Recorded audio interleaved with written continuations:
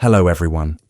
Today, we're stepping into a part of history that rarely earns a spotlight, and perhaps for good reason. It smells a little bad. It's damp, dark, and filled with odd stains and sticky tools. But it's also real. It's where the hands of the forgotten shape the world in silence, soaked in sweat, rot, and routine. We often imagine the Middle Ages through stained glass and noble quests. But behind every goblet raised in a grand hall, someone scrubbed the floors beneath it. Someone emptied the waste buckets, someone cleaned what no one dared to look at, and they did it every single day.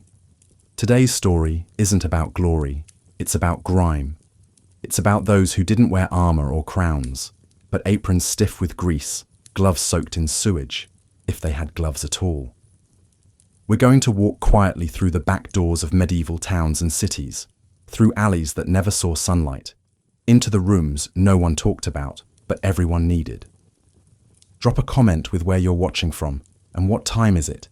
It's always amazing to see how far these stories travel. So now, dim the lights. Let the weight of the day slip off your shoulders. Picture a stone road under your feet, the smell of smoke and iron in the air. Take a deep breath, and follow me into a medieval morning unlike any you've heard of before. The rooster crows, but it doesn't wake you. You've been up for hours. Your bed is little more than straw, and it smells faintly of mold. The ceiling above you weeps with condensation. It's always wet, always dripping.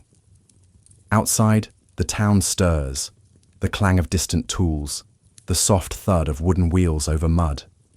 Somewhere, someone is baking bread.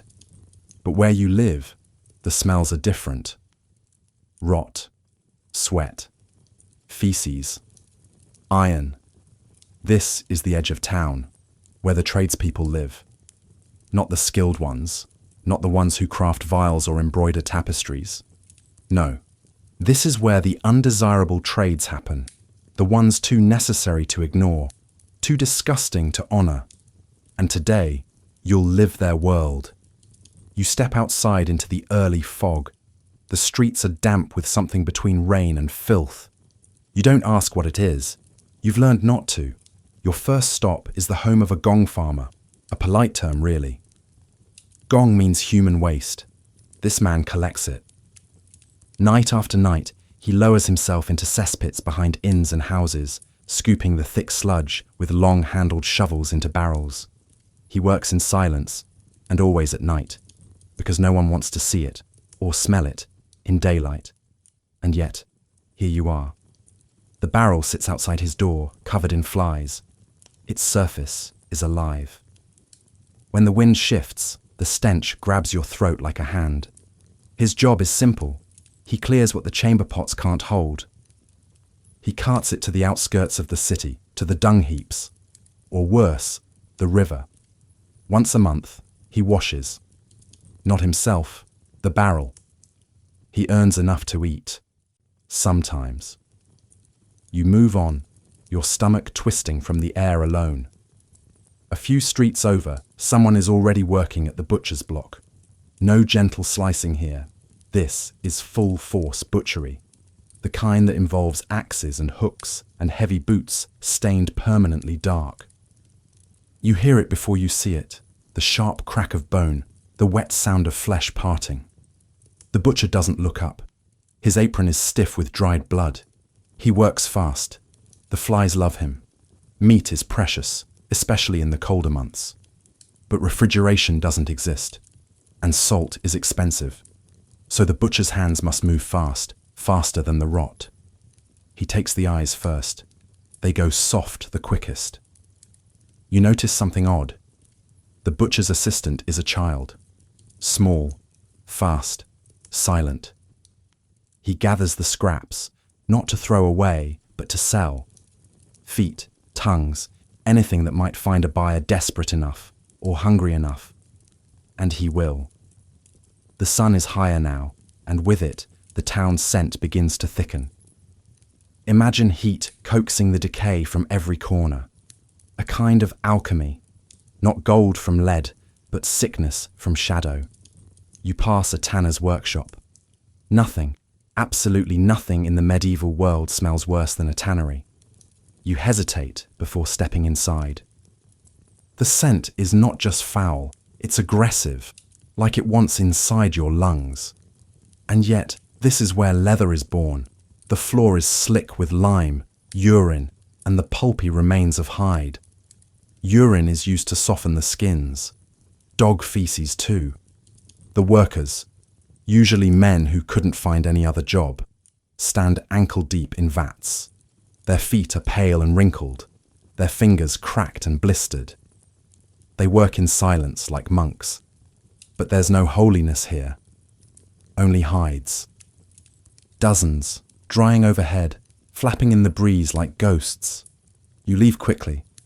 There's a woman nearby who scrubs clothes at the public wash station. Her hands are red and raw, the water cold, always cold. She scrubs harder when she's angry. Most days, she's angry. No one thanks her. The nobles don't even look at her when she delivers their linens, but their collars are white because of her. Their sheets smell less of sweat because she stood for hours in water that froze her bones. She tells you she doesn't mind the cold, she minds the looks, or rather, the lack of them. But there's no time to linger. A bell tolls, not for church, but for work at the cesspool. You follow the sound. There, at the edge of the market, a man kneels. He's not praying. He's cutting hair, or trying to. He's a barber surgeon, which in the Middle Ages means two things. He cuts beards and bodies. He pulls a tooth from a groaning merchant, wipes the blood on his sleeve, and then gestures for the next. Inside his cart are blades, saws, herbs, and dried blood. Lots of dried blood. He's not licensed. No one is. But people trust him, because he's the only one who dares to open flesh. And sometimes he gets it right.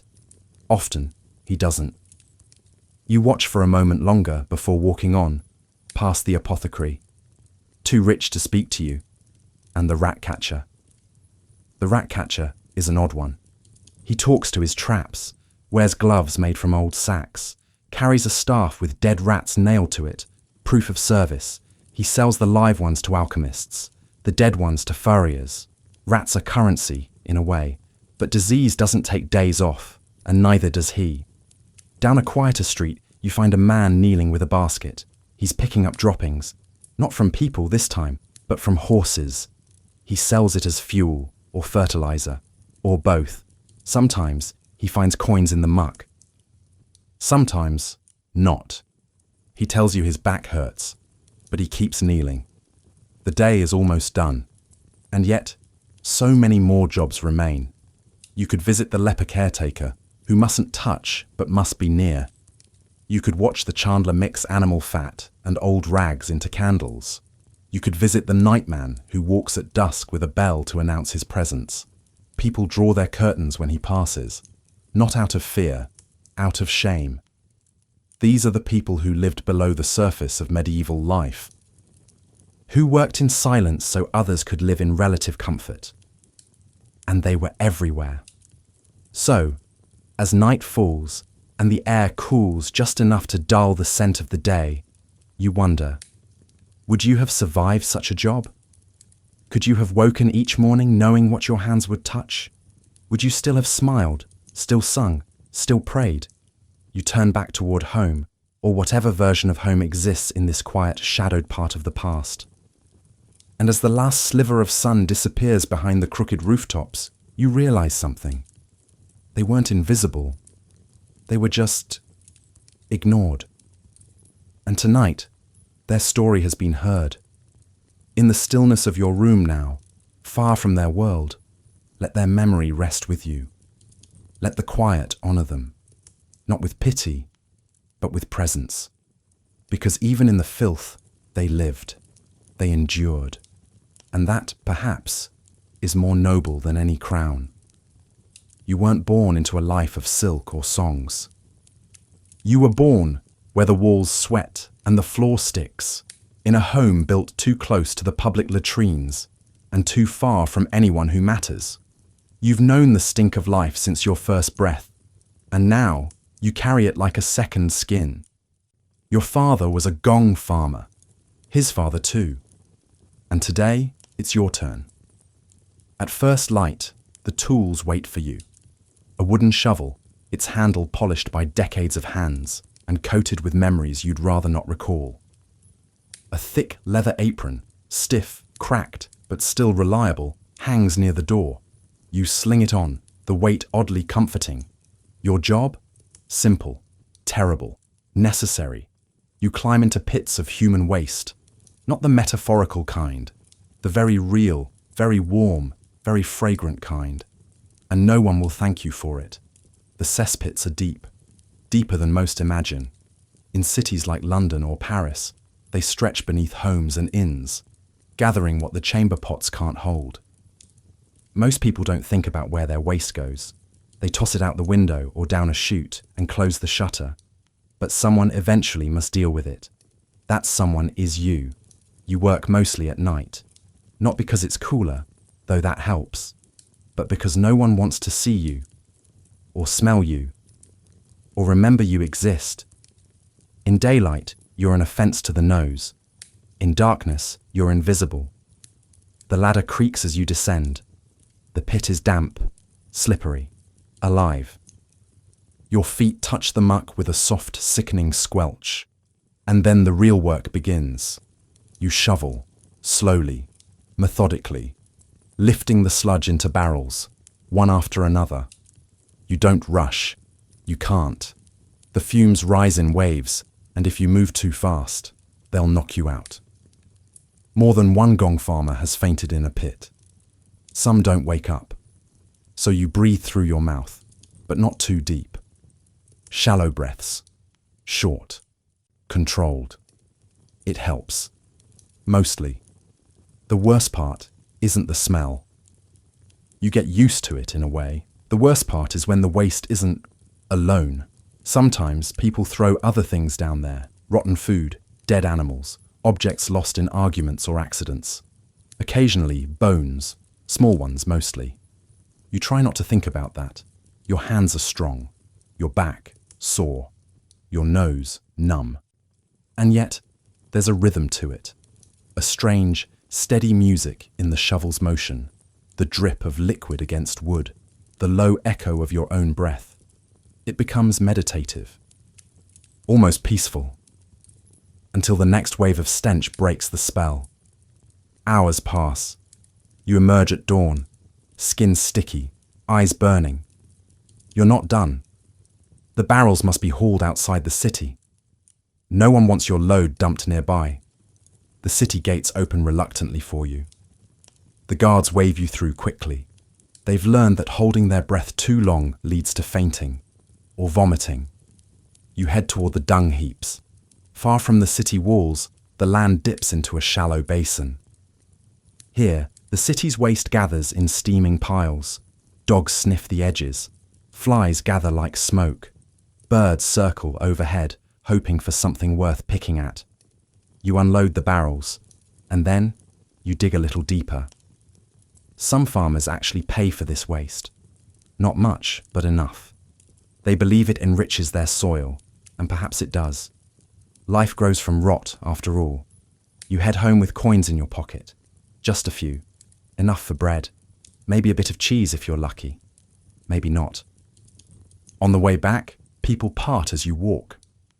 Not because they fear you, but because you reek. Children hold their noses. Women cross the street. Men mutter.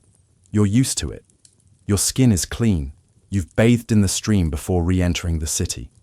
But the smell lingers. It clings. It defines you.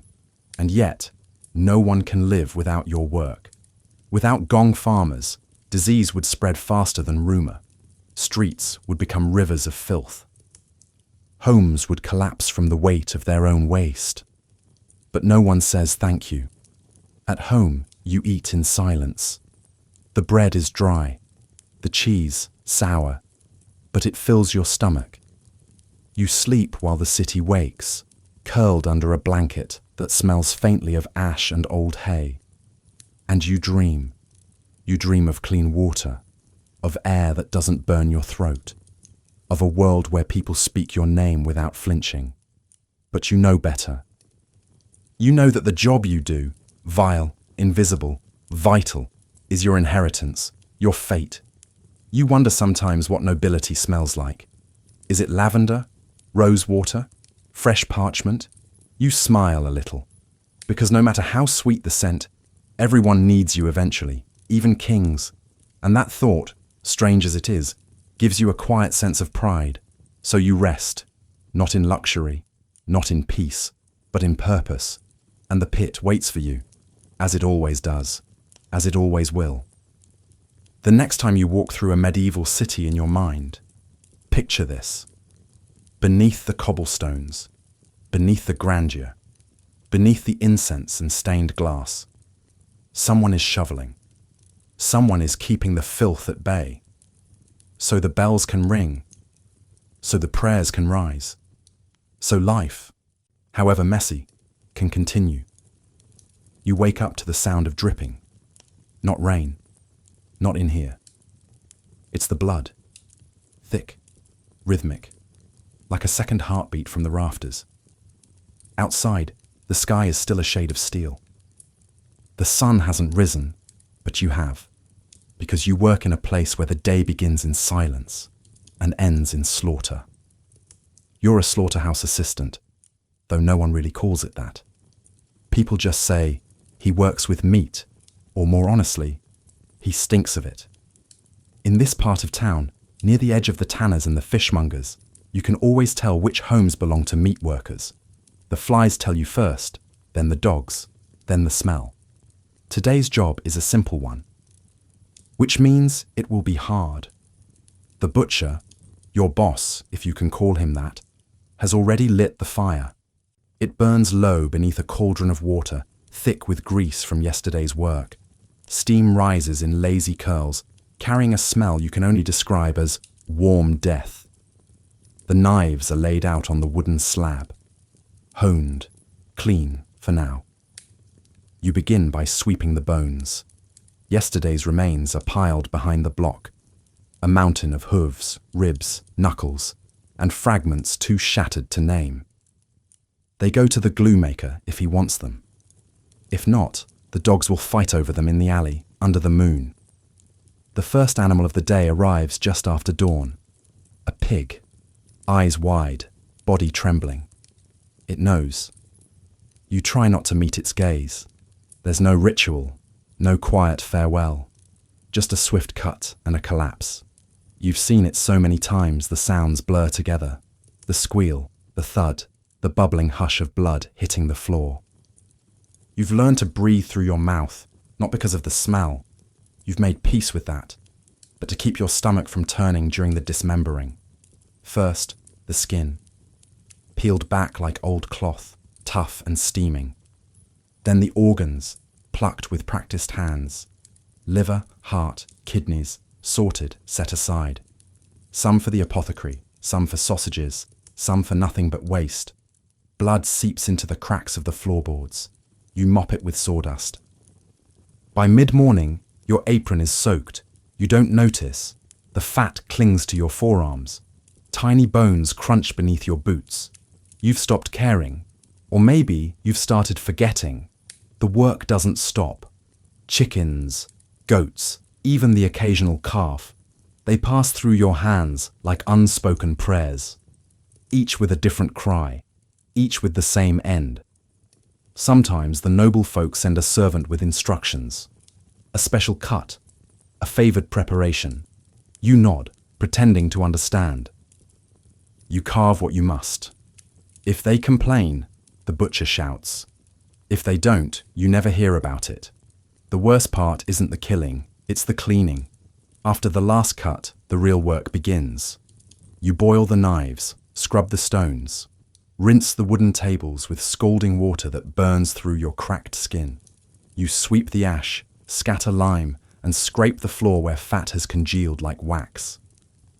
The smell thickens near evening, heavier, like something dead is trying to become air.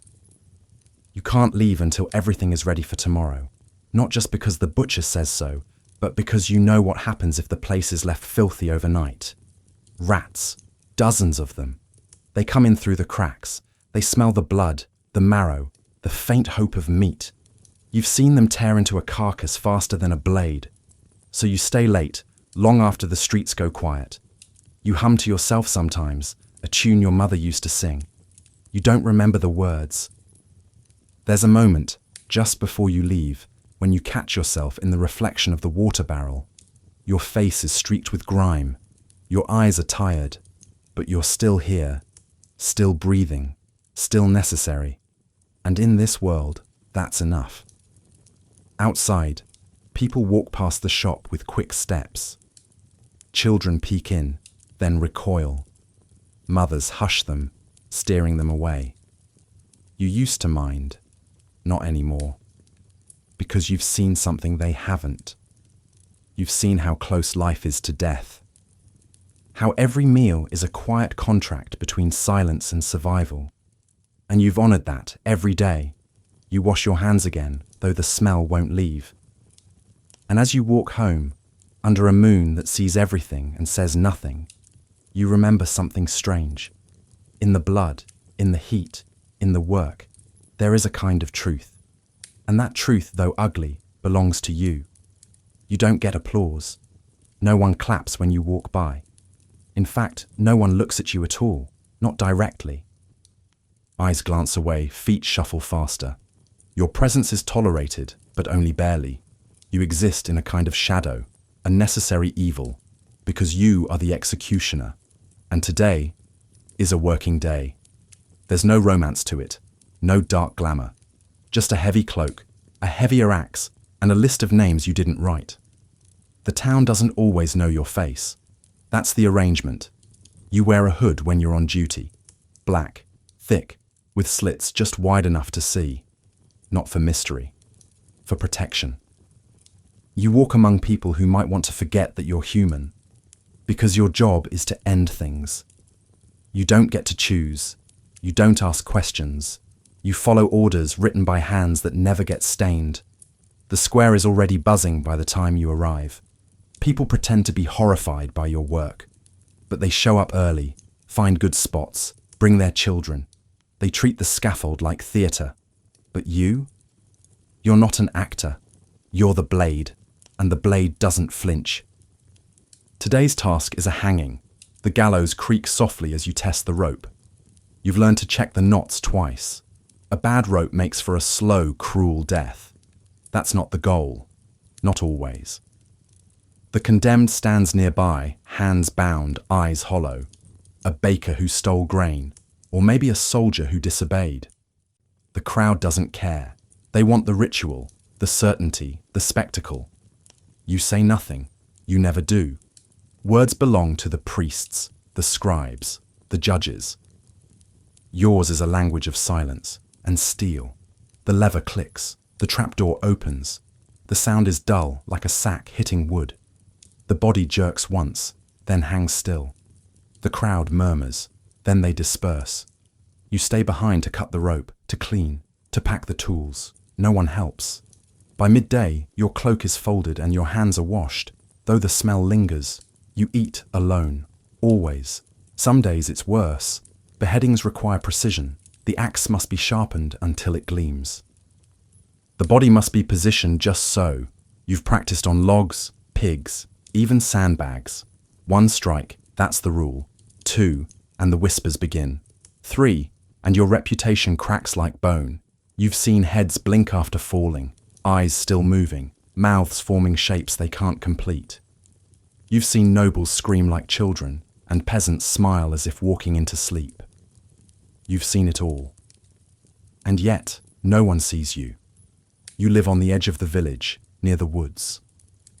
Your cottage is small, sturdy. The roof leaks sometimes. The fireplace never quite dries your boots. Children dare each other to run past your door. Some leave dead animals as a joke. Others leave food, small, quiet offerings. Bread, apples, once a red ribbon. You accept it all. Because you know the truth. You are fear, but you are also order. In a world where life is fragile and death is always near, someone must hold the final line. Someone must carry the burden, and you do. You don't sleep easily. Not because of guilt. You've made peace with the justice, even if it's flawed. But because the dreams are loud. Not voices, just moments. The swing of the axe, the weight of the rope, the eyes that linger, long after the crowd has gone. But in the quiet of your room, wrapped in the scent of old wood and damp wool, you remind yourself of something. You are not cruelty. You are the one who makes the cruelty stop. When the lash fails, when the jail breaks, when the plea is denied, they call for you, and you answer, not with pride, not with pleasure, with duty. There are nights when the fog rolls in low, curling around the trees like something alive. You walk those nights. Not to patrol. No one wants to see you after hours, but to remember. You walk the edge of the forest where the graves are unmarked. The ones too poor for headstones. The ones too shamed for names. You whisper for them. A small prayer. A ritual no one taught you, because someone must speak. Even if only the trees hear, you think, sometimes, about the afterlife, about judgment, about whether the weight you carry will follow you beyond death. But then you remember, you never chose this. You were born the son of an executioner. You took the axe from your father's hands, and one day, perhaps, you'll pass it to your own. Or not. Maybe you'll be the last. Maybe the world will learn another way. But until then, you rise, you prepare, you obey, and the blade remains sharp. You're up before the sun again. Not because you like mornings, you don't, but because the dead don't wait. They never have. And during a plague year, they don't stop coming either. You are what they call a corpse collector. The job has no ceremony, no uniform, just a cart, a hook, and a will strong enough not to break at the smell of decay. There's no training, no manual, just urgency and fear. Because during plague seasons, and there have been many, death comes fast. Families vanish overnight. Neighbors become rumors. The streets fall quiet except for one sound. Your wheels on the cobblestones. They send for you with a bell, sometimes with shouting. You arrive with your hood drawn low, a cloth soaked in vinegar tied across your mouth. Not that it helps much. The stink of rot, of sweet, sour finality, cuts through anything. It lives in your beard, in your nails, in your dreams. The first house today is silent. They all are. You knock softly, just in case. Once, someone answered. Now you knock for ritual. You wait 3 heartbeats. Then you enter. The air inside is thick, not just with disease, but with stillness. A child lies curled near the hearth. 2 adults on the bed, their faces blackened by whatever this latest plague has done. You've learned not to look too long. You slide the hook under one arm. Roll the body. Wrap it in linen if there's any left in the home. If not, you carry them as they are. You try to be gentle, even now, even here, because this was a person, and no one else is coming. You haul them onto the cart, one by one, carefully, respectfully. You tie the bundle with twine, because you've seen what happens when you don't. The roads are bumpy. Limbs shift. Once, a body fell off. You didn't sleep for days. Outside, people watch from behind shutters. Sometimes they whisper prayers. Sometimes they spit. Fear doesn't discriminate. You ride to the edge of town. There's a pit there, dug by the gravediggers, though fewer come now. Most are sick, or dead, or pretending to be both. The pit is deep, black.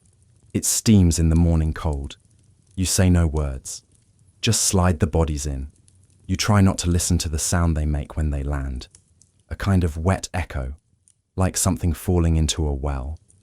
You cover them with quicklime, then dirt, then more bodies, layer by layer. By noon, your cart is lighter, your heart heavier. You rinse it with vinegar again. You burn a sprig of rosemary under your cloak, though it's more for your mind than your nose, and then you go back. There's always another house, always another bell, You weren't always this. Once, you were a cooper's apprentice, making barrels, shaping staves, dreaming of a quiet life with steady hands and fresh bread. But plague changes everything. The cooper died. So did his wife and his son. And the baker, and the man who fetched water from the well. You stayed. Because someone had to. And the town paid. Not much, but enough. Some weeks they give you double rations. Other weeks, just a nod. But you do it, because the dead deserve more than rot. They deserve memory, a name, even if it's only whispered once, by you, as they vanish into the earth. At night, you soak your hands in cold water, hoping the numbness will travel inward. You eat in silence. You drink when you can. You no longer dream. But sometimes, in the hour before dawn, you hear the bell even when it doesn't ring. A phantom sound, a reminder. You're not just collecting bodies, you're carrying history. Lives that laughed, wept, cursed and kissed, now reduced to wait in a cart, but not forgotten. Not by you, never by you. They call you the death man, the shadow, the harbinger. But you know what you really are. You are the last kindness, the one who comes when no one else will. And in that somehow, there is a strange, stubborn grace. Your hands are never clean. You could scrub them raw, soak them in lime, rub them with vinegar and ashes, but the grime never really leaves. Not from your skin, not from your nails, and certainly not from your mind, because your job is to clean the streets of the medieval city, and they never stop needing cleaning. You start just before sunrise. The cobblestones are slick with something more than dew, the residue of a night without sewers, human waste, rotting food, spilled ale, broken glass, dog carcasses, crushed rats, and sometimes things you don't want to name. No one asks who cleans it, but you do. You wake with aching joints, shoulders stiff from years of scraping and bending. You wrap your feet with old cloth, your shoes fell apart long ago. The broom you carry is made of bundled twigs bound with wire. You carve the handle yourself. Your first stop is the market square. It looks peaceful now, the stalls still covered, the stones quiet. But last night was festival, which means vomit. So much vomit. And worse. You begin in silence, sweeping the refuse into piles. Crushed berries, a child's lost doll. Blood, pig probably, streaked across the steps of the church. You scoop what you can with a flatboard and dump it into a wide-mouthed bucket. The air is cold, but your back is already wet with sweat. You've learned not to smell, to breathe shallow, to hum softly, just enough to keep your thoughts from drifting. A city without sanitation is a living thing. It exhales disease. You've seen it happen. Plague spreading downwind, rats bursting from drains. Skin boils on children who played too long in the wrong puddle. So you clean, because no one else will. You pass a priest on your route. He lifts his robes to avoid a puddle and doesn't look at you. You nod anyway. Your route takes you through the alleys behind the taverns. Here, the smell thickens. Old ale, meat gone sour, broken pottery, rats nest in piles of straw. You see one watching you, fat, bold. It knows it has more right to the city than you do. You chase it off anyway, because even here you have pride. You reach the tannery district before noon. The gutters are choked with runoff, grey, sticky, foaming. The tanners dump their waste directly into the street. Lime, urine, blood, and fat. The air clings to your face like a damp rag soaked in something foul. You shovel the sludge into buckets, empty them into the stream behind the butchery. The stream bubbles unnaturally. The fish, long gone. You drink from a different well, or try to. Sometimes people ask why you do it. They don't ask kindly. They ask like it's a joke, like choosing to clean the filth of a city is some kind of punishment. You don't answer, because they wouldn't understand. You do it because someone has to. Because a clean path might keep a child from slipping. Because a swept street might make a woman walking home feel less afraid. Because clearing the rot might, just might, give tomorrow a chance to smell slightly better than today. Your reward is small. A few coins, a crust of bread. Occasionally, a thank you from someone too tired to pretend you're invisible. But you don't do it for that. You do it for the feeling, at the end of the day, when the streets shine faintly in the evening light. When the wind doesn't gag you. When your broom rests against the wall and your arms ache in a way that means you did something. Even if no one else notices. Especially then. At home, you keep a small basin near the fire. You soak your feet in warm water. Rub your hands with vinegar and salt. You hang your cloak outside, though the smell has long since made it part of the fabric. You eat. Slowly, quietly, your fingers shake sometimes, not from fear, from wear. You've had friends fall ill, friends who cleaned the wrong bucket, touched the wrong thing, slept in clothes that should have burned. The city takes its cleaners, one by one, but not you. Not yet. So you rise again. You grip your broom, and you sweep. One day, someone might look back at your work and call it noble, necessary, heroic even, but you won't be there to hear it. You'll be where you always were, just out of sight, just beneath the noise, where things get cleaned, and no one asks how. The weight of the sack digs into your shoulder. It's wet, leaking a little, and the meat inside isn't exactly fresh. You shift it as you walk, trying not to breathe too deeply. Flies buzz around your head like a crown, one you didn't ask for. You swat at them, gently. You've learned they don't really go away. They just wait. You're a travelling butcher, or more accurately, a meat hauler. The butcher back at the stall slices and sells. You do the rest.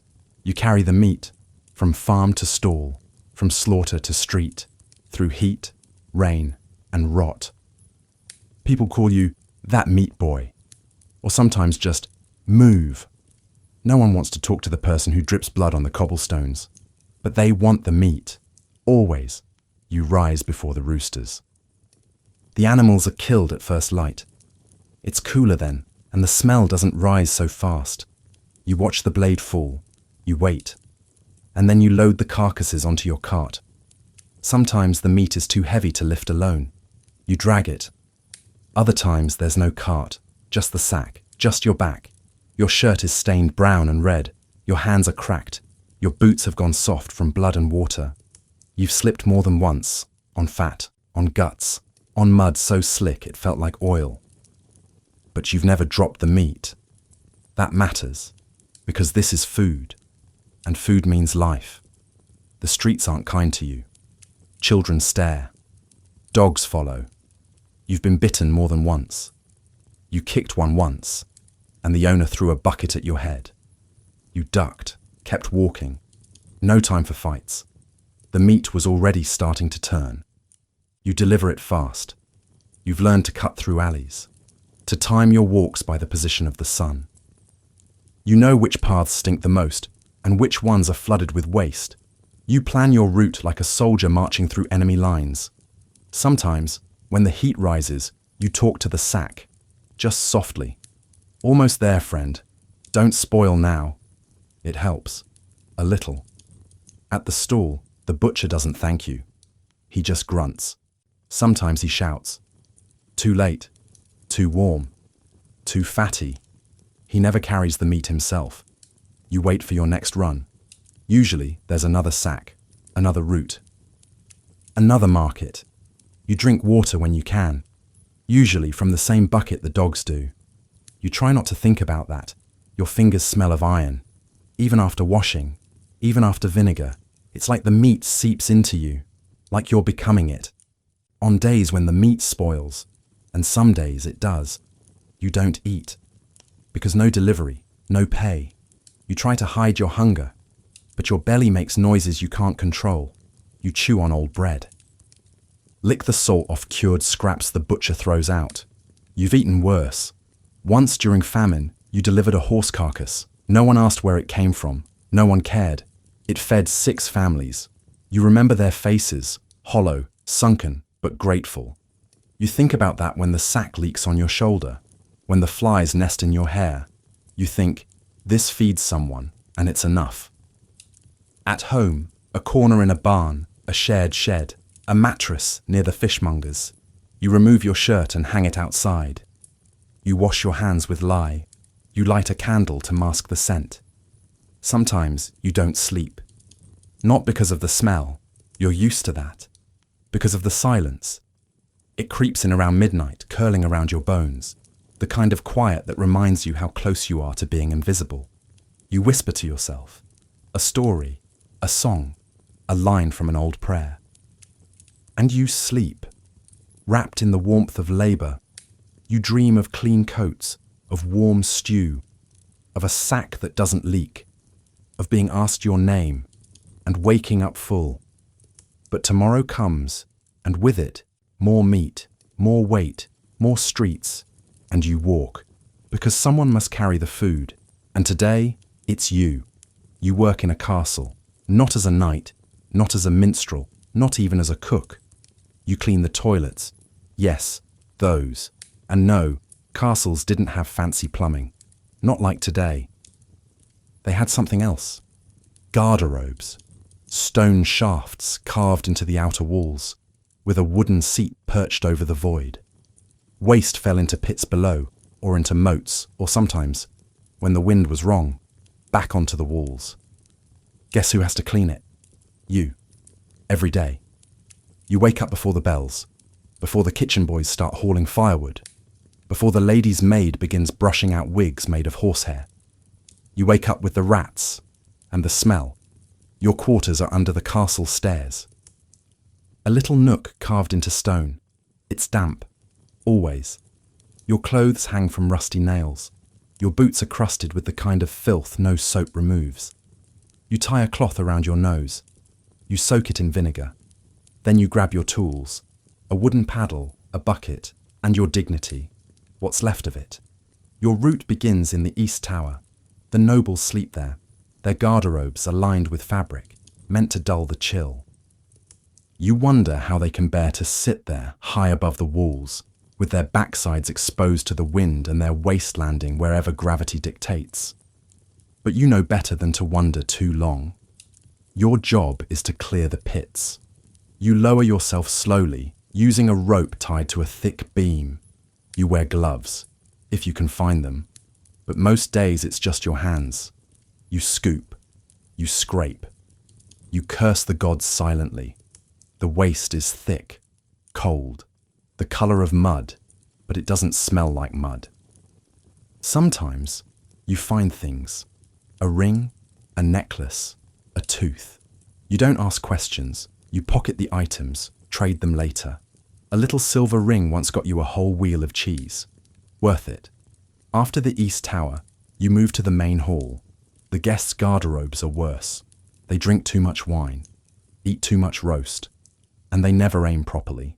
You once slipped on a smear of something that shall not be named. You cracked your knee. The bruise stayed for weeks. No one asked if you were okay. But you didn't stop working. Because you can't. Your job is too important to notice and too disgusting to respect. So you keep going. You empty the buckets. You scrub the stone. You throw ash over the worst parts, trying to mask the stench. It never really works. Sometimes when the lord of the castle is away, you sneak into the upper chamber, not to sit, never, but to see the view. From the guardrobe window, you can see the forest, the river, the distant hills. You breathe in the fresh air. You imagine what it might be like to have a job where your hands stay clean, but the fantasy doesn't last. You hear a call from the scullery. Another pit needs clearing. You climb back down, back to the real world. Your day ends just before sundown. You rinse your hands in a trough behind the stables. The water is brown, but it's better than nothing. You dry them on your tunic. You eat your meal in silence, cold beans and hard bread. You sit with the stable boys, the spit turners, the spit cleaners. You trade stories. Once you found a scroll in a pit, handwritten poetry. You memorized a line. It goes, "And if I die in darkness, let my name be whispered by stones." You don't know what it means, but you whisper it anyway. At night you lie on your cot, listening to the castle breathe, the wind through the corridors, the creak of beams, the muffled coughs of servants. You smell like what you've touched, but you're too tired to care. And besides, someone has to clean the waste. Someone has to keep the castle livable. You do it. Because without you, the walls would crumble under the weight of their own filth, and no one would notice. Until it was too late. So you sleep. Tomorrow the pits will fill again, and you will be ready.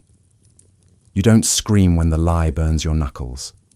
You just dip your hands in the cold basin, press your lips together, and keep scrubbing.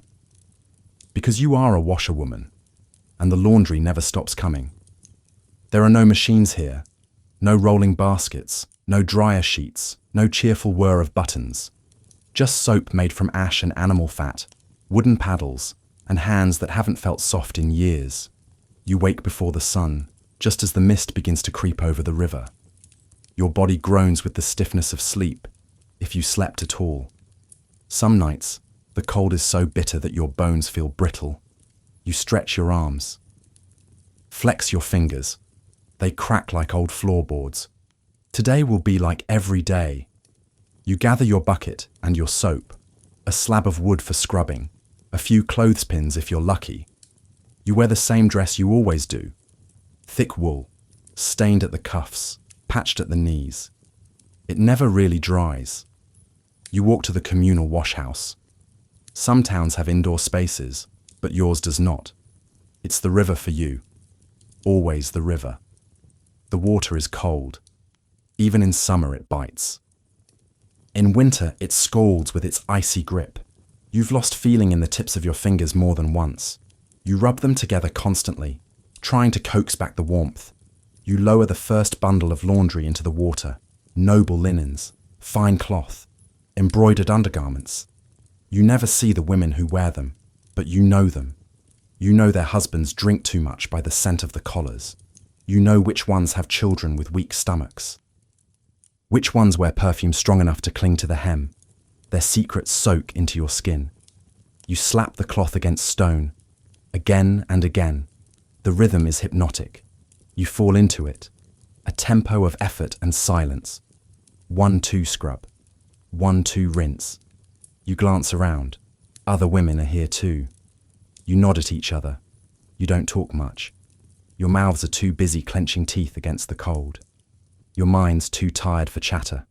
Some of them hum. Old songs. Bits of prayers. Lullabies they no longer sing at home. You scrub the underclothes. You do it quickly, delicately. You've learned to look away, not out of modesty.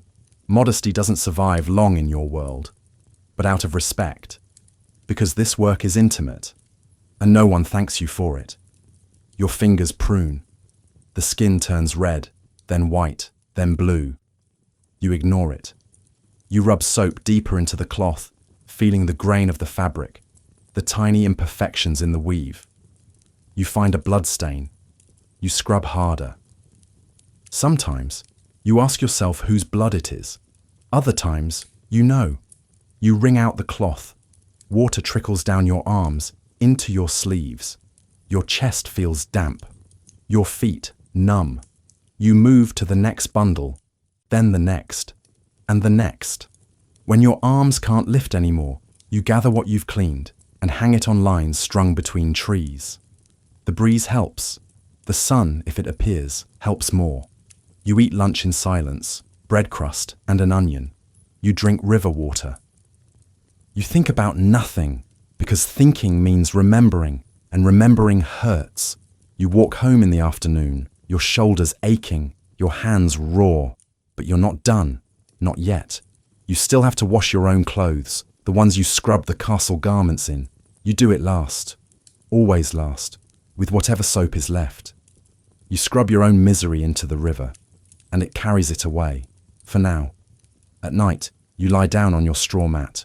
You pull your blanket tight. You listen to the frogs by the water. the slow ripple of the current. You close your eyes, but sleep doesn't come easy. Your hands throb, your back knots, and your mind drifts to tomorrow's pile of laundry, heavier than today's, somehow. You whisper a small prayer, not for rest, but for warmer water.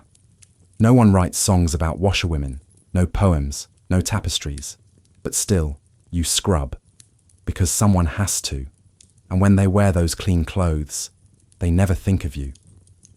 But you think of them, every stitch, every stain, every secret. So you rest, and wait for morning. The fire burns low, heavy with smoke and secrets. You stir the vat slowly, your arm aching from the weight of the paddle. The smell is thick, sour, fatty, and strangely sweet. Not pleasant, not exactly repulsive either, just human. Because today, like every day, you're making soap. And the recipe hasn't changed in generations. Animal fat, ashes, and urine. No, really, urine. You are a soap maker in the medieval world. Not the perfumed boutique kind. Not lavender-scented bars wrapped in silk. Yours is the honest kind. Harsh, caustic. Built to scrub dirt from skin and shame from cloth. And it starts with gathering the ingredients. The fat arrives early, delivered by the boy from the slaughterhouse, dripping with blood and flies, wrapped in burlap that leaks through your floor. It used to bother you. Now, it's just part of the smell of your life. You render it in a large pot over the fire, melting it down until it bubbles and separates. Thick liquid gold on top, grey sludge below. You skim carefully. Too much heat, and the fat scorches. Too little, and it clumps. You add lye next. Ash from burnt hardwood, sifted and soaked in water. You mix slowly, feeling the sting in your throat as the fumes rise. And then, the final ingredient. Collected in jars. Delivered from homes, taverns, and public latrines. You don't ask questions. You just pour it in. Ammonia rich, sharp, biting. The reaction is instant. The mixture froths, sizzles, stinks, and becomes something new. The first time you made soap, you vomited halfway through. The smell was unbearable. The heat, suffocating. Your hands burned for days. But that was years ago. Now your skin is used to the sting. Your nose to the assault. Your lungs to the steam. You stir like a priest reciting scripture. Slow, steady, reverent. Because this is alchemy. You take the worst parts of the world, blood, filth, piss, and turn them into something clean. Not beautiful, but clean. The townsfolk pretend they don't know what's in your soap. They buy it wrapped in cloth, sealed with wax, marked with your crude symbol. A crescent moon scratched into wood. They rub it on their bodies, grateful for the feeling of freshness. They never ask what makes it work, and you never tell them, because they don't want to know. They want the illusion. That cleanliness comes from something pure, not from what they discard. You sell the soap at the edge of the market, never in the center. You're not welcome there. Your hands smell of ash and ammonia. Your apron is stiff from splashes. Your hair carries the ghost of the vat. But still, they come. Servants mostly, midwives, the occasional monk. One nobleman once, who didn't look you in the eye. They pay quickly, leave quickly, as if the soap might stain them if they linger. You don't mind. Coins are coins, and silence is part of the trade. Your evenings are quiet. You wash your tools in rainwater. You sweep the ashes into a small pile. You fold the cloths that will wrap tomorrow's batch. Sometimes you sit by the fire and watch the flames bend. You think about your mother, who made soap before you. Her arms were stronger than yours, her laugh louder, her hands always warm, even when they burned. She died early, from the fumes, maybe, or the strain, or just life. You kept her tools and her recipe. You dream sometimes of making something sweet, candles perhaps, or perfume, but you know better.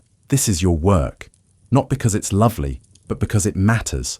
You've seen what filth does. You've seen the sores, the rot, the stink that clings to skin like a curse. Your soap may be crude, but it saves more than it scars. You tell yourself that, on the worst days. The days when your lungs feel raw, when the lie eats through your gloves, when the vat threatens to tip. You whisper, "It matters," and that's enough. They won't remember your name. But when their hands feel clean, that's you. That's your legacy, hidden in the foam. You wake in the dark. Not the kind of darkness that feels gentle or quiet. This is the heavy dark, the cold dark, the dark that clings to your ribs and seeps into your bones. It's the kind of dark that tastes like ash and mold, that smells like damp stone and stale flour, because you're a baker. And bakers start before the sun, long before. The fire in your oven has to be alive before dawn even thinks of cracking the sky. That means waking when the stars are still sharp, when the rats are still foraging, when the world is still dreaming. But you're already sweating. The bakery is small, one oven, a stone table, a few sacks of grain. The walls are lined with soot. You can trace your life in the ash, where your shoulder brushed, where your hand braced, where your head leaned too long during moments of exhaustion. You begin with the flour. You sift it through your fingers, feeling for pebbles, insects, any unwelcome surprise. The wheat isn't always good. Sometimes it's too damp, sometimes too coarse. But you work with what you have. You pour the water, cold, stinging, into the trough and begin mixing. Your hands disappear into the dough. It clings like a second skin. It fights you, resists you, slaps back when you knead too hard. But you press on, because this is the part you understand. The rhythm, the weight, the quiet violence of turning something raw into something ready. The fire is your true master. It lives in the back of the oven, curled like a beast. You feed it dry wood and prayers. You watch the smoke snake up through the cracks. You listen to the bricks crackle and pop. You know the heat by instinct. Too hot and the loaves burn, too cold and they sink, pale and bitter. There's no thermometer, no timer, just your eyes, your ears, your scars. The first batch is the noble's bread. Fine, white, soft. You hate it. Not because it's difficult, but because it represents everything you don't have. Only the wealthy can afford flour that's been sifted 6 times, milled to dust, bleached by the sun. It bakes fast, smells sweet, looks perfect, but it's hollow. The bread for the common folk comes next. Heavier, browner, speckled with bits of bran and grit.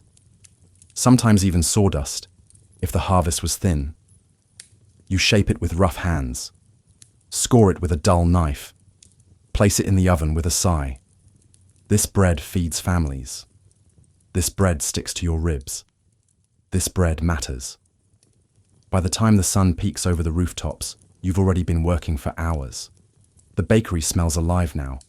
Hot yeast, toasted crust, scorched wood. The neighbours begin to stir. A child peeks through the window. You hand her a crust, old and dry. She smiles like it's gold. You make deliveries on foot. A basket slung over your back, aching from the heat and the weight. You knock gently on doors, slide loaves onto steps. No one says much, but they eat. And that's enough. Your clothes are never clean. Flour clings to you like memory. Your arms are dusted white. Your hair smells of smoke. Your apron, stiff with dough and grease. You don't mind. Because it means you worked, and work is survival. There are dangers. One spark can ruin a bakery. You've seen it. Fire racing up the chimney, licking at the ceiling beams. You've helped carry buckets from the well, screaming into smoke. You've watched loaves burn to black cinders, watched walls collapse. Sometimes the blame falls on you, the baker, the one who stayed up all night with the fire, the one they depend on until something goes wrong.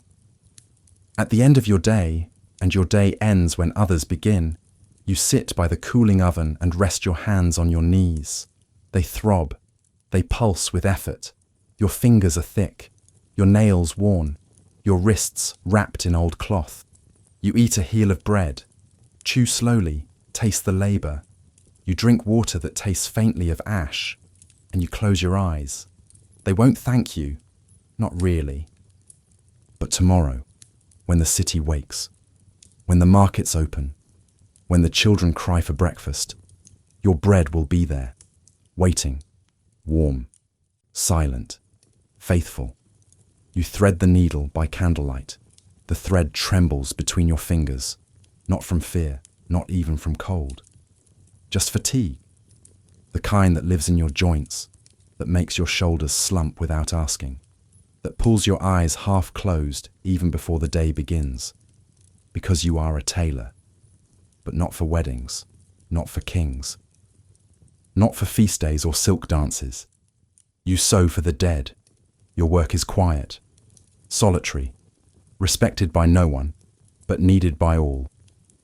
You sit in the corner of your workshop, a room that always smells faintly of wool, beeswax, and something heavier, like old tears, or the dust of endings. On the table in front of you is a sheet of linen, plain, unbleached. It will become a shroud by sunset. When people die, and in the medieval world, people die often, someone must prepare their bodies, wash them, bless them, wrap them, and someone must make the wrapping. You are that someone. Your cloth is simple. You measure with rough twine, cut with shears dulled by too many hours, and sew with a rhythm as steady as breathing.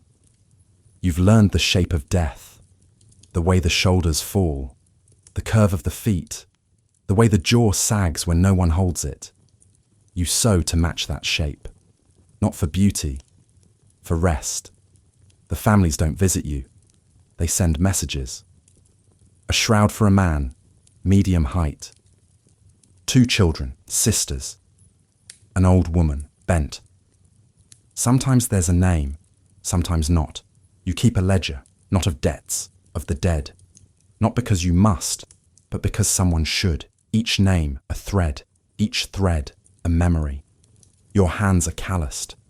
Your fingertips are always sore from the needle. You prick yourself daily, a drop of blood on white linen. You wash it quickly. The dead should not carry your wounds. You hum as you work, low, wordless, not a song, not a prayer. Just a sound to fill the silence. Sometimes you whisper their names, even if you only read them once. In winter, the cloth is stiff with cold. In summer, the sweat drips from your chin onto the fabric. You wipe it away. You keep sewing. The thread pulls, knots, breaks. You begin again. You once made clothes for the living, a wedding cloak for a baker's daughter, a christening gown, a tunic for a lord's 3rd son. But that was before the plague, before the cough that took your parents. Before the days when so many died, no one asked for silk anymore. Only linen, only quiet, only endings. You keep your tools sharp, your workspace clean. You wash your hands between each garment, not for hygiene. No one speaks of germs, but out of respect. This is the last thing they'll wear. You fold the finished shroud gently. You tie it with a strip of the same cloth. You place it in a basket. Sometimes you deliver it. Sometimes a boy comes to collect. He never speaks, neither do you.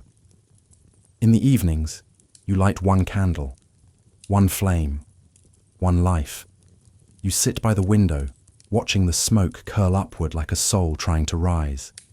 You think of the hands that will never reach for a cup again, of feet that will never carry burdens, of hearts that stopped mid-beat, mid-thought, mid-sentence, and you whisper again, I remember you.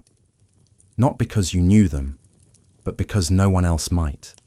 The cloth you sew will not be seen at a ball. It won't be admired, or praised, or passed down. It will be buried, or burned, but for a brief moment it touches skin, It wraps the body. It holds the silence. And in that moment, in that final embrace, your work matters. More than velvet, more than gold, because it is honest, it is final, and it is yours. Your tools hang from a leather strap rolled across your shoulder. Not swords, not scrolls, but blades all the same. Scalpels, hooks, needles, a small hammer, a saw. You are a barber surgeon. Which means, on any given day, you might cut a man's beard or his leg. In the Middle Ages, medicine belongs not to physicians, those rare robed men who quote Galen and scribble in Latin, but to hands like yours. Rough, fast, unschooled, but useful. You live in the realm between beauty and blood, and this morning, blood wins. You set up your chair in the market square. Your red and white pole spins lazily in the breeze, red for blood, white for bandage, a symbol to some. A warning to others. People pass, some sneer. Others approach, shy and desperate. The first patient of the day is a farmer with a swollen cheek. Toothache. You nod, gesture to the chair. He sits, fists clenched. You don't ask about his life. You don't ask about his pain. You ask how long he can hold still. You grip the tooth with iron tongs, twist, pull. It comes free with a wet pop and a streak of blood down his chin. You hand him a rag and a sip of brandy. He stumbles away. Next. You wash your hands in vinegar, not because it helps really, but because it smells cleaner than blood. You sharpen your blades on a whetstone. The next patient is worse. A wounded foot, infected, black around the edges. You know what must be done. You saw off the toe. 3 strokes. He screams, bites down on leather, doesn't pass out. Impressive. You cauterize the wound with a hot iron pulled from the coals in your brazier. The smell fills the air, like meat, but not the kind anyone wants to eat. You wipe your brow. Offer him the same brandy. He drinks deep. You wrap the foot. You nod. Next. You cut hair in the afternoons. For those who can pay. Straight lines. Sharp beards. Flea checks. You check scalps for lice, for boils, for rot. Sometimes you find things you can't name. You burn those combs after. At night, you treat wounds too ugly for daylight. A boil on a noblewoman's thigh. She arrives veiled, pays triple, says nothing. You lance it, clean it, pack it with garlic and honey. Old remedies, they sometimes work, sometimes. You drain pus from a merchant's arm. You stitch up a thief's cheek. Fell on a door, he says. You don't ask whose door. You set a child's broken finger. She doesn't cry. Her mother does. You're not a doctor. No letters after your name. No fine robes. But you do what they won't. You touch the sick. You cut the rot.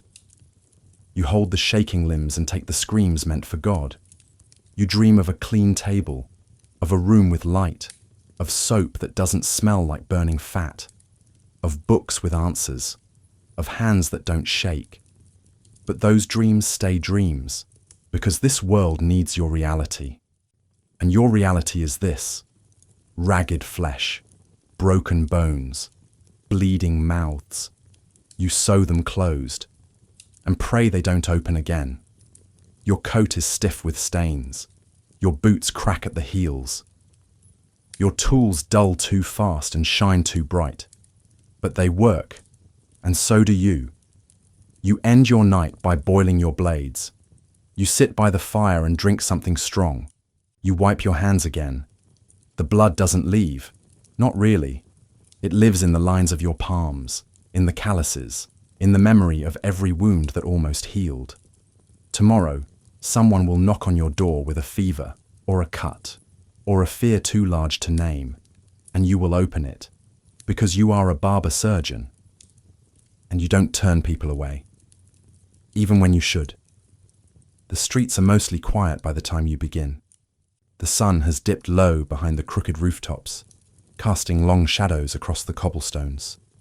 Lamps flicker to life, one by one. Dim oil lights, barely enough to see by.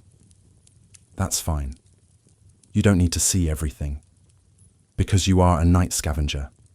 a collector of leftovers, a forager of what the day has abandoned. Not glamorous, not respected, but essential.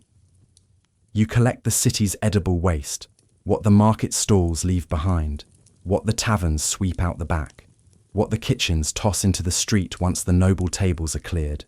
Scraps, bones, rotting produce, sometimes meat, sometimes things you wish hadn't been called food in the first place.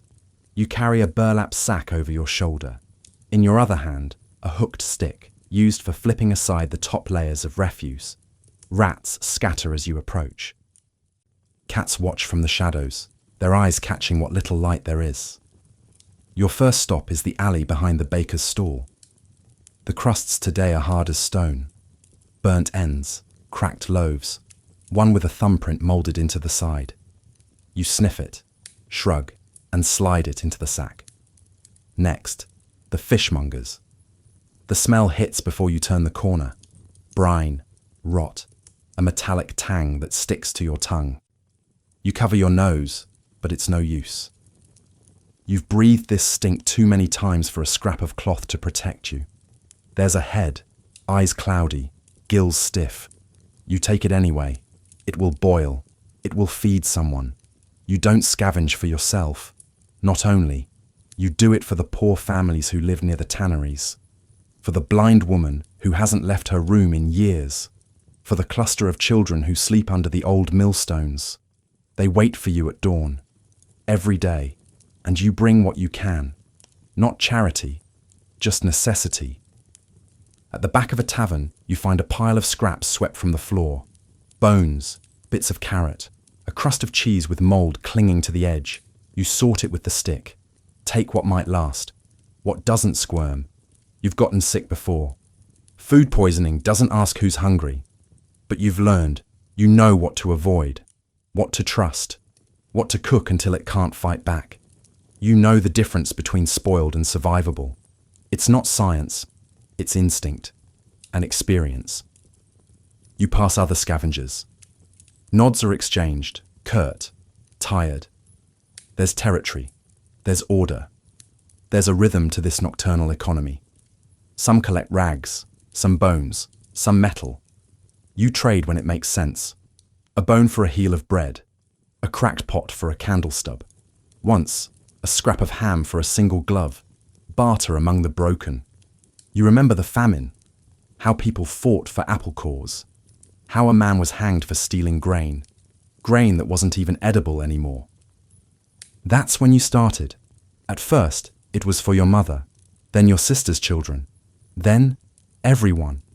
Now it's just what you do, because someone has to feed the forgotten, even if it means digging through muck to do it. You wear layers, not for warmth, though that helps, but because the smell clings. You change your outer tunic before sunrise. You leave it hanging in the shed beside the sack. It never really airs out. Your hands are rough, your nails cracked. You carry a small tin of lard to keep your skin from splitting. It helps. A little, not much. Back home, you sort the night's findings. What's safe? What needs boiling? What can be dried? What can't? You slice the mold off bread. Soak the roots in vinegar. Crush herbs into paste to hide the taste. You set aside the best pieces. Small portions wrapped in cloth, labelled with a mark. So you remember who they're for. A cross for the woman with the cough. A moon for the children who can't read. A spiral for the old man with no teeth. You sleep in short bursts. Wake at dawn, make your rounds. They don't say thank you, not always, but they open their doors, take the food, close them again, and that's enough. You live on what's left, and what's left is often just enough. Not elegant, not clean, but enough. You eat slowly, chew carefully. Let your body accept what the world has cast aside, because in a place where wealth is measured in crumbs, you are the keeper of what remains. The guardian of leftovers, the servant of hunger, and tomorrow, when night falls again, you'll lift the sack, grip the stick, and begin the ritual once more. You wake when the church bell tolls for the first time, not for morning prayer, That comes later. This bell is different. It rings for the dead. You stretch your legs slowly beneath the wool blanket, careful not to knock over the tin cup beside your bed. The air is damp, and your breath curls in the grey light. You rub your eyes, then reach for your boots. They're already stiff with mud, because you're a gravedigger. And today, the ground is waiting. The cemetery lies behind the chapel, beyond a crooked iron gate that screeches when it swings. You know every path, every stone, every soft patch of earth that gives too easily beneath your heel. There's no glamour here, no flowers, no quiet weeping. The people who die in your part of the village don't leave behind much. They get a hole, a prayer, and sometimes, if you're lucky, a marker carved from riverstone. You dig before breakfast, you dig before thought, you dig like the world depends on it. Because in some strange way, it does. The first shovel of the day always feels wrong. Cold iron meeting colder earth. You drive it in, lean your weight, and lift. The soil comes up heavy, wet from the storm 2 nights ago. You wipe your brow, though there's no sweat yet. You just do it. Because that's what the living do. They wipe, they dig, they carry on. By midday the hole is shoulder deep. Your arms ache, your back throbs. You sit for a moment, drinking from the cup, letting the silence soak into your bones. But not for long. Because the body is coming. A cart rattles along the path, wooden wheels over stone, a squeak that sounds like something lost its voice. The priest walks ahead. You nod. He nods back. No words. The body is light, wrapped in cloth. The shape of a man, maybe 30, maybe more. Death erases years like a fire erases dust. You lower him in, hands first, then shoulders, then feet. You cover him slowly, not because you're afraid, you're long past that, but because the rhythm matters. A shovel full, a breath, a moment of respect. You pat the soil down with the back of the blade. You press a stone at the head. Then you move on. People think it's the digging that's hard. It's not. It's the remembering.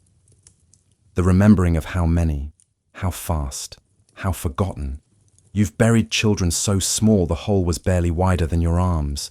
You've buried old men whose bones creaked like doors even after death. You've buried whole families in a single week. You stopped counting long ago, but you never stopped noticing. There's no shade in the graveyard, just low grass, uneven stones, and wind, always wind. It tugs at your cloak, lifts your hat, whispers in your ear. You tell yourself it's just air. But sometimes, it feels like names. You eat your lunch sitting on a low bench near the well. Bread, dried apple, cheese, if you're lucky. You chew slowly. You swallow hard. You go back to the shovel, because the ground doesn't wait, and there's always another body. You remember once, years ago, a noblewoman was buried here. Not because of her name, you never learned it, but because of the way the people stood. Dressed in colour, eyes dry, speaking in soft clipped tones. They brought her in a box lined with velvet. You dug the hole just the same, and you still do. Whether wrapped in linen or silk, the earth takes them all, equal in silence. At the end of the day, your hands are stiff, cracked, stained with dirt that never washes out. You soak them in warm water near the fire, rub them with tallow, wrap them in cloth. They'll ache tonight. They always do. You lie on your cot, listen to the wind again, to the silence between the bells, to the hush of the forgotten. You whisper sometimes. Rest well, not to yourself, to them, to all of them, because they may be gone, but someone still remembers, and that someone is you. It begins with a knock, not a loud one, not urgent, just a quiet rap on your door, early in the morning, before the city stirs. You know what it means. Someone needs urine, and that means someone needs you. You roll out of bed, stretch your aching arms, and reach for your satchel, already packed with clay pots, corks, and a funnel. Your shoes are still damp from yesterday's work. You slip them on anyway, because you are a urine collector, and the day's work begins when the city relieves itself. It sounds like a joke. Even now, after all these years, after all the pots and stares and muttered insults, it still sounds absurd, even to you, but it's not a joke. It's an industry. Urine, or chamber lye as some call it, is gold to the right trades. Tanners use it to soften hides. Dyers use it to fix colour in wool. Laundresses use it to bleach linen. Alchemists, well, who knows what they use it for, but they all need it, and they pay for it. So you collect it. You start at the inns. The chamber pots are full from the night's drinkers. You knock softly, step inside, nod to the keepers. They rarely meet your eyes.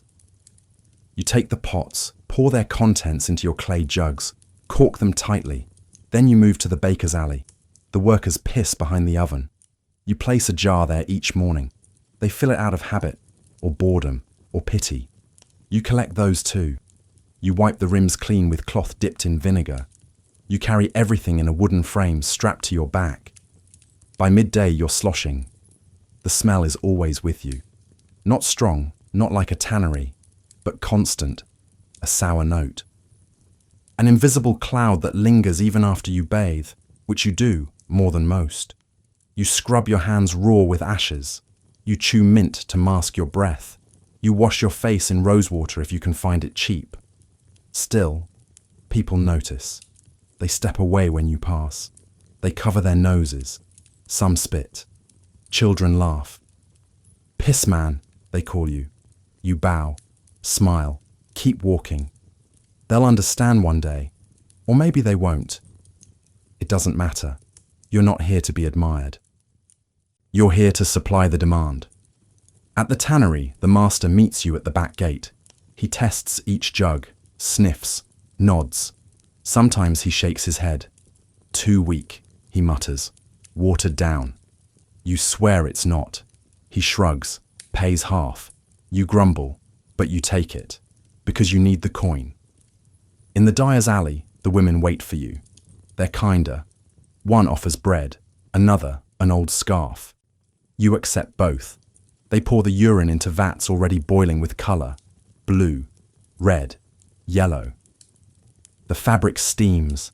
They stir with long wooden rods, never touching the liquid. You ask how it works. They don't answer. Trade secrets. You smile anyway. You don't need to know why it works, just that it does. In the afternoon, you return home to refill jars, rinse buckets, check your corks. You boil the rags you use for cleaning. You sweep the floor, open the windows, hope the breeze will carry out the stench. It never fully does, but it helps. A little. At night, you walk the quiet streets with a lantern, not to collect, to offer. You leave jars by the doors of customers, regulars, silent partners in the strange dance of waste and utility. You nod to the night watchman. They nod back. No words needed. They know who you are. You serve the city, in your own way. You don't tell people that your father did this work, or his father, or that your mother once stitched padded belts so you wouldn't strain your back from the weight of the jars. No one wants to hear that. They think this is a life no one would choose. But you did, because it's honest, because it's needed, because it pays, and because, in a world built on filth and fire, cleanliness doesn't happen by magic. It happens by hand. Your hand. You lie in bed that night, your clothes hanging outside, your feet sore, your back stiff. You listen to the city breathe, the dogs bark, the drunks sing, the wind whispering through alleyways. You smile to yourself. Because somewhere, in a vat of cloth or a pit of leather, your jars are working their quiet, acidic magic. And tomorrow, someone will wear a tunic that holds its colour, or stretch a hide that bends like silk, and they'll never know why, but you will. You don't have many memories from before the soot. Just flashes, your mother's laugh, the smell of bread at the corner stall, the way your father used to toss you in the air like you weighed nothing. But those were before the fire took him. Before the man with the cane came to your door. Before you became one of the children they called climbing boys. You are a chimney sweep. And you are barely 10. The day starts before dawn. You sleep in a shared loft above the sweep's shop. A room with 6 others, all boys, all bones and elbows and coughing fits. The air smells of coal and damp straw. Your blanket is thin. Your shirt, thinner. You wake when the master throws the door open. No loafing, he barks. You dress quickly, slip into the soot-stiffed trousers, pull on a cap, grab your brush, your scraper, your rope. You don't speak. There's no point. The day has already begun. Your first house is a bakery. Big chimney, wide shaft. A lucky start. The baker greets your master with a nod. He doesn't look at you. You wait until the signal. Then you climb. Your fingers grip the inside of the flue like a spider clinging to stone. The walls are warm, oily, slick with tar. You wedge yourself into the narrow space, bracing your back against one wall, your feet against the other, and you inch your way upward, one shuffle at a time. Brush in front of you, scrape, pull, drop soot. The darkness closes around you, tightens. You don't look down. You don't cough. You don't stop. By the time you reach the top, your arms are shaking. Your chest burns. But you made it. You push the last of the soot down the flue, then shout to the master below. He grunts, tosses up a rope. You climb down, slower than you went up, blinking through tears. Your hands are black. Your lungs tighter than before. But the chimney's clean. And that's what matters. You do 4 more houses before midday, each one smaller, tighter, hotter. You wedge into chimneys no grown man could fit, scraping and coughing, coughing and scraping, soot caking your lashes, your teeth, the insides of your nose. The older boys say your lungs are learning. They call it soot seasoning. You just try to breathe. Once, a boy got stuck. You heard the story your first day. Too wide in the chest, too slow. The master shouted, beat the flue with a stick. The boy never moved again. They left him there, boarded it up, built around him. You think of him sometimes. His bones, wrapped in soot, forever curled inside the wall. You tell yourself you won't end up like him. But the chimneys are getting smaller, and you are growing. At the noon break, you eat hard bread soaked in water. You sit in a quiet alley, pick soot from under your nails, scratch at your scalp. You haven't bathed in days. You don't remember the last time your skin was clean. You wipe your hands on your shirt, which makes no difference. Everything you own is black, even your shadow. In the afternoon, you sweep chimneys for rich families, manors with silver locks and tapestries. The masters let you in through the back. Their daughters watch you from the stairs, wide-eyed. Once, one offered you a pear. The master slapped it from her hand. Don't feed the sweep, he snapped. You didn't even flinch, you just kept walking. By evening, your muscles scream, your knees buckle, you drag your tools home in silence. The master counts his coins, tosses you a crust. No thanks, no warmth. Just the same gruff order. Tomorrow, earlier. Big job. You nod and crawl into bed. Some nights, you dream of falling, of sliding down a flue forever, past fire and ash, into a pit so deep no light ever touches it. You wake gasping, then coughing, always coughing. The boys laugh, not cruelly, just tiredly. You wonder what happens if you make it to adulthood. Will your lungs rot? Will your back twist from years of climbing? Will you die coughing into your hands, leaving behind only soot and silence? Maybe, but you're not there yet. For now, you climb, you scrape, you breathe, you survive, because the chimneys won't clean themselves, and the fire must burn. Even if it burns you, you keep your distance. Not because you're cruel, not because you're afraid, but because they are. the lepers. And in your world, fear spreads faster than disease. You are a leper caretaker, though no one calls you that out loud.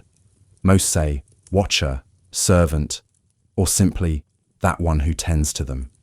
You wear gloves even when you're alone, and you've learned how to move without sound. Because in this job, invisibility is kindness. Your home is at the edge of the leprosarium, a cluster of crumbling huts outside the village wall, past the fields where no one sows, past the well where no one draws water. You live in the in-between, not healthy, not infected, just present. The sick arrive at night mostly, dropped off by carts, sometimes by family, sometimes by strangers. Sometimes they arrive on foot, wrapped in cloaks, faces hidden, eyes hollow. You don't ask their names right away, not until they're ready. Not until they've been seen, truly seen, not as broken bodies, but as people still trying to live in bodies that have turned against them. You clean the wounds, not with fine herbs or precious oils. Those are for the rich, for the city physicians. You use what you can find: honey, vinegar, crushed garlic. The remedies passed down from the old ones who came before. You soak linen in warm water. You place your hands gently on skin that peels and weeps. You learn to breathe through your mouth, not because of the smell, but because if you breathe too hard, it feels like you might cry, and crying helps no one. There is a girl who hums to herself as you change her bandages. She's missing 2 fingers. Her smile is crooked. She asks you every morning if it's snowing, even in July. There is an old monk who used to teach letters. Now he can't hold a quill. But he speaks the words aloud, as if someone is still writing them down. There is a mother who lost her baby before she lost her nose. She still sings lullabies into the air, hoping her voice can travel where her body cannot. These are your people, not your patients, not your burden, your people. You sleep in a narrow bed with your boots still on, not out of fear, out of habit. Because some nights a scream calls you into the cold, a fire, a fall, a body that finally gave up the fight. You bury them yourself. No one else will come. You wrap the body in clean cloth, say the prayers aloud.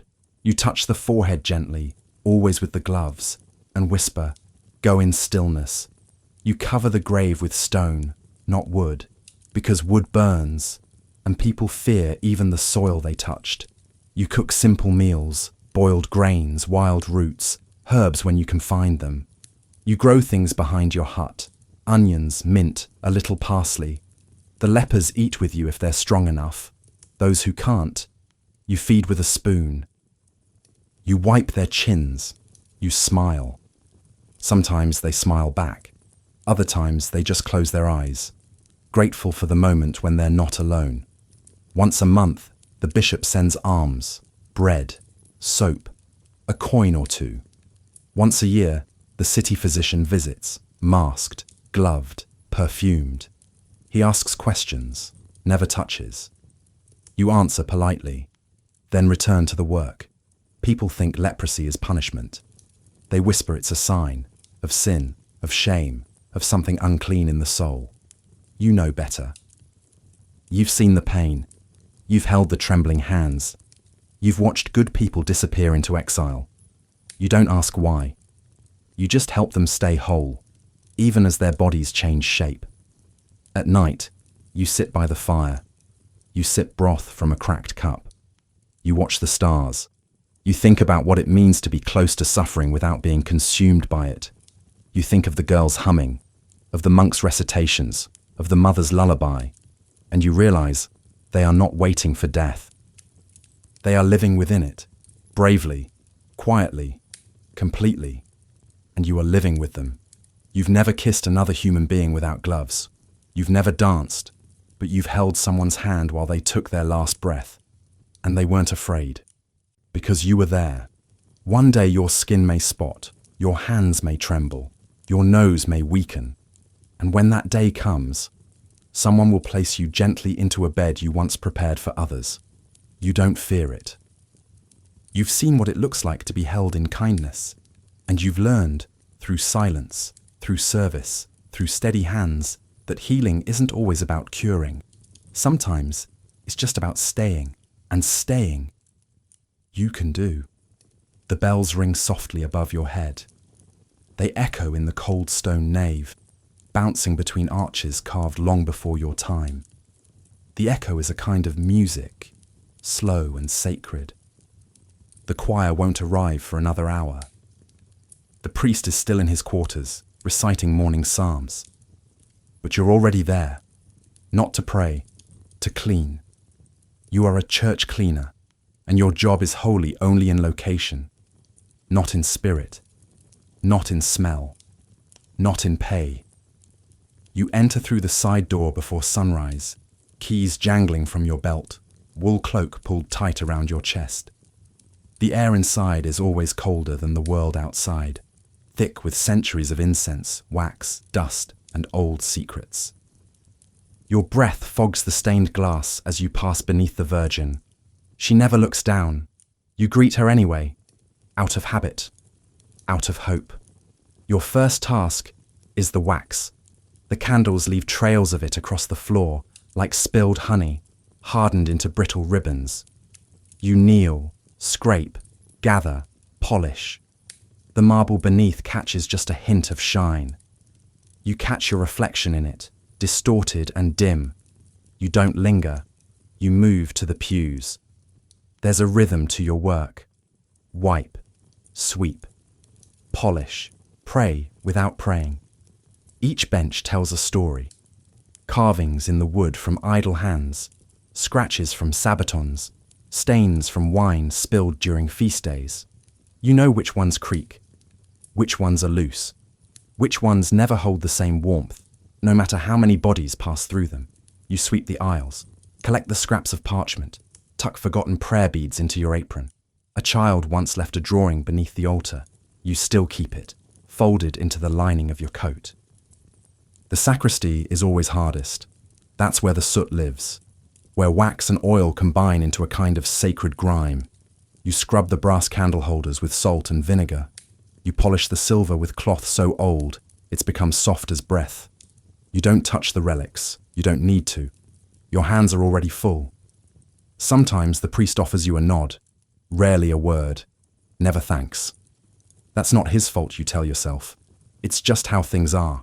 You've seen things here, late at night, early in the morning, shadows that don't move with the sun, footsteps where none should be. Once, a door slammed without wind. You said nothing. You just kept cleaning, because the dust never stops. And ghosts don't scare you as much as mold. You wash the linens in the fountain outside. The holy water is too precious to touch, but the basin at the back? Fair game. You beat the cloth against the stone edge, watching the wine stains bleed like slow miracles. You hang them in the cloister, letting the wind finish what your arms began. You whisper hymns as you work. You don't know the Latin, but the melody helps. At night, after Mass, after the priests have gone, you sweep the vestibule. People leave behind crumbs, bits of paper, sometimes shoes. You once found a knife beneath a bench. You handed it over. They didn't ask where it came from. They didn't thank you either. You wonder sometimes if the saints notice you. If they glance down from their alcoves and say, "That one, she keeps the altar clean." You hope so. You want to believe your labor is seen. If not by men, then by marble, by heaven, by someone. You sleep in a small room behind the apse. No bed, just straw. Your back aches. Your hands crack. Your knees sing when you climb the choir steps. But still, you rise, you work. You light the candles. You dust the statues. You clean the floor where the bishop walks in silk slippers.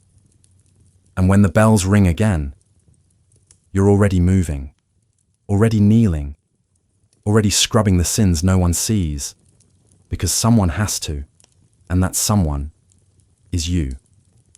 The work ends without applause. There's no ceremony, no medals, No names carved into stone. Only silence. Only the slow fading of footsteps in muddy streets. The smell of sweat, ash, and old cloth lingering like a ghost. You sit outside your door, wooden stool creaking beneath you. The bucket is empty now. The tools are stacked in the corner. The broom leans gently against the wall. It's evening, and for the first time today, maybe all week, you're not moving. You've spent your life cleaning, scraping, lifting, hauling, washing, collecting, digging, tending, cutting, climbing, surviving. Jobs that came with no praise and even less pay. Jobs that kept the world from sinking into its own waste. And no one noticed, except you. You always noticed. The sky glows amber as the sun sinks below the rooftops. You feel the warmth on your hands, those cracked, calloused hands that have held every piece of filth a city could produce. They tremble now, not from cold, not from fear, just from the accumulated exhaustion of a life spent in shadows. But still, they are yours. And they have done more good than most hands will ever claim.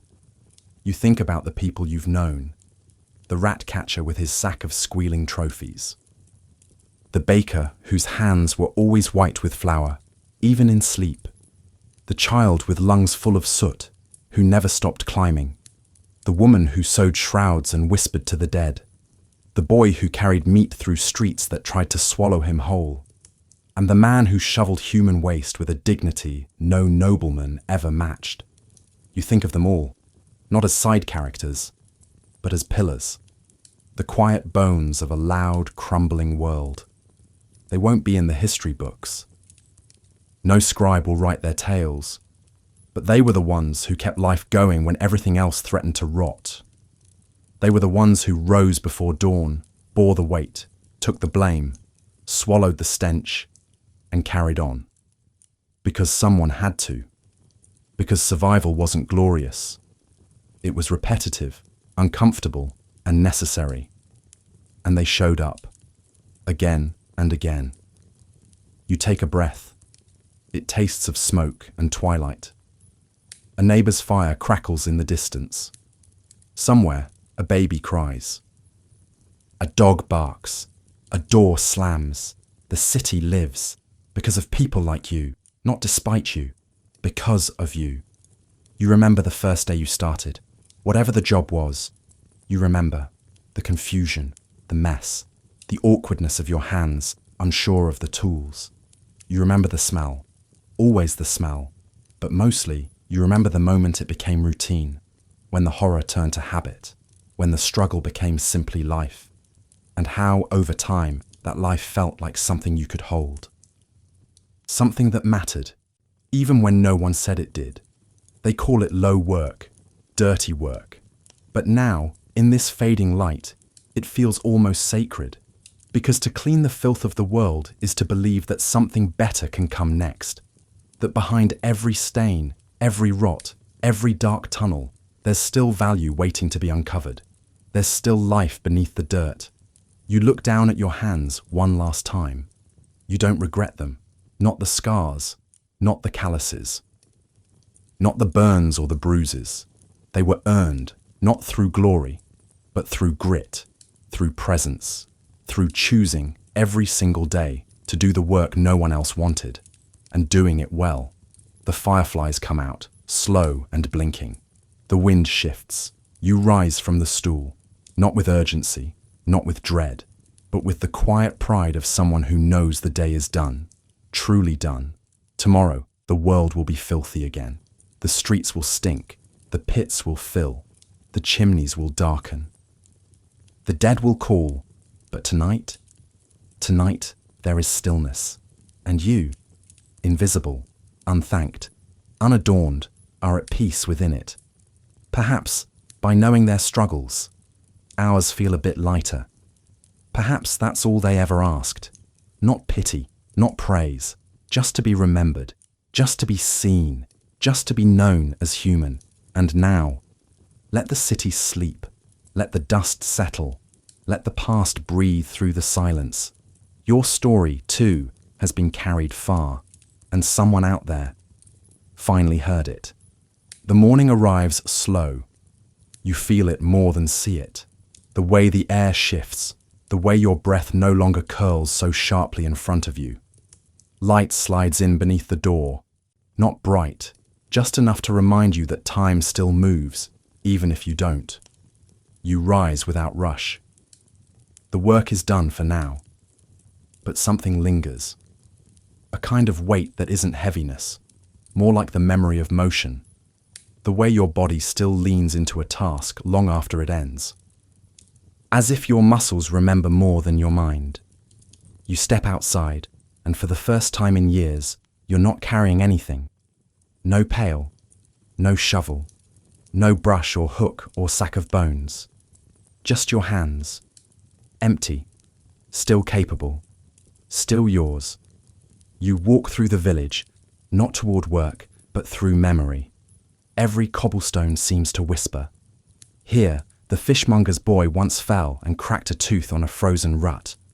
There, the tanner's dog once stole a loaf of bread from your cart. You pass the alley where you once lost your glove, where the leper girl hummed to herself through the cold. Everything is still here, and yet everything has changed. You reach the chapel. No one's inside. Just the echo of your footsteps and the soft creak of the wooden pews. You sit in the back, not out of shame, not out of habit, just because it's where you've always belonged, not at the front, not in robes, but in the quiet, in the dust, in the real. You think of the others again, of the hundreds, maybe thousands of hands that shaped this world behind the scenes. That built the lives others lived atop.